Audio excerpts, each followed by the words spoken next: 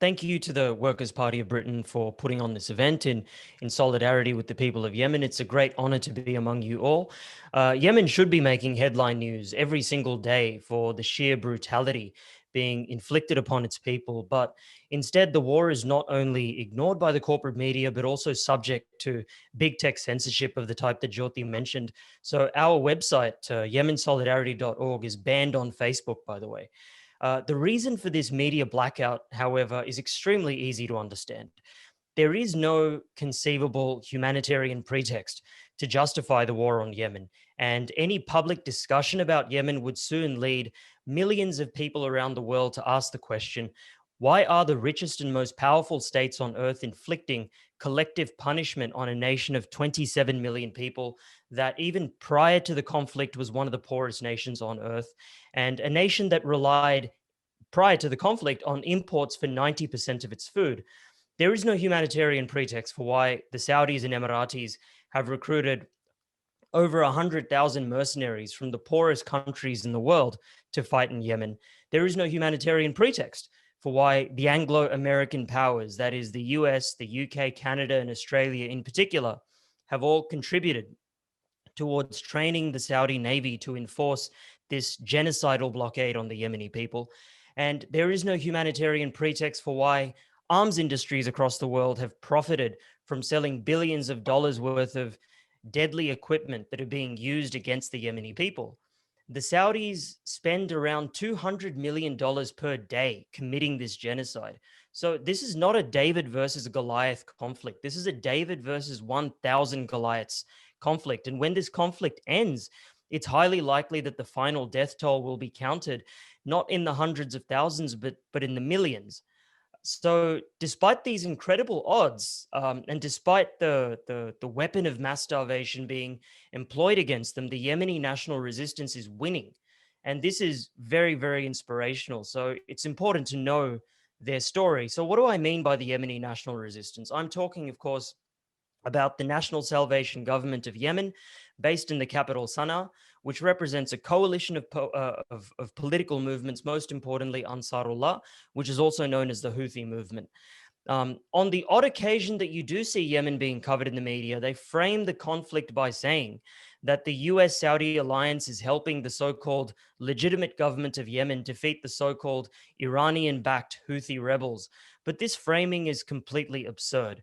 The president of this so called legitimate government resigned from office before the war began.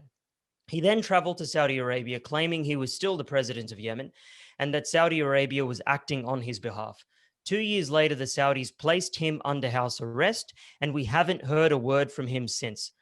This framing is absurd because around 83% of the fighting force of the so called official government of Yemen is comprised of foreign mercenaries, whereas the Yemeni national resistance, led by the Ansarullah movement, is 100% comprised of Yemenis, and it's referred to, despite this, it's referred to as being Iranian backed, as if there's something foreign about them. The reason for this absurd framing is legality, the legality embodied in UN Resolution 2216, which was passed in April 2015. This resolution was co sponsored by the US, Britain, and France. Russia and China could have vetoed this resolution, but they chose not to, thereby contributing to the legalization of the war on Yemen in the eyes of the UN Security Council, unfortunately. And that really shows that what's legal isn't always moral, and that which is moral isn't always legal. So Yemen has been resisting imperialism since the 17th century, when the armies of the Ottoman Empire invaded because they wanted to occupy Yemen for its strategic position as the naval gateway to India and the trading networks of the Indian Ocean more broadly. After the Ottomans were defeated in World War One, the British Empire started arming and funding the Saudis to invade Yemen in 1934. The plan was that Britain would control South Yemen, which it had controlled since the 19th century. And the plan was that the British would help the Saudis to invade and conquer North Yemen. But that plan failed because of the resistance of the Yemeni people. The Yemenis beat back the Saudi invasion force, and in South Yemen, the people kicked out the British and established a Marxist-Leninist republic which became, South Yemen. So fast forward to the 1970s. North Yemen has a modernizing Arab nationalist president called Ibrahim al-Hamdi. And he continues to be deeply respected in Yemen today. But in 1977, he was assassinated, and this was a tragedy. We now know that the Saudis were responsible because they wanted to keep Yemen weak and divided. And that's a major part of the story. The assassination paved the way, that is, the assassination of Ibrahim al Hamdi, paved the way for the 34-year reign of Ali Abdullah Saleh. And on his watch, Yemen was transformed into a virtual colony of Saudi Arabia. And it was transformed into a colony that provided cheap labor for the Saudi economy as well. The Saudis proceeded to spread Wahhabi, Salafi ideology across Yemen. And with that ideology, they were able to recruit Yemeni mercenaries to join the ranks of Al Qaeda in the so called jihad against the socialist Soviet backed government of Afghanistan.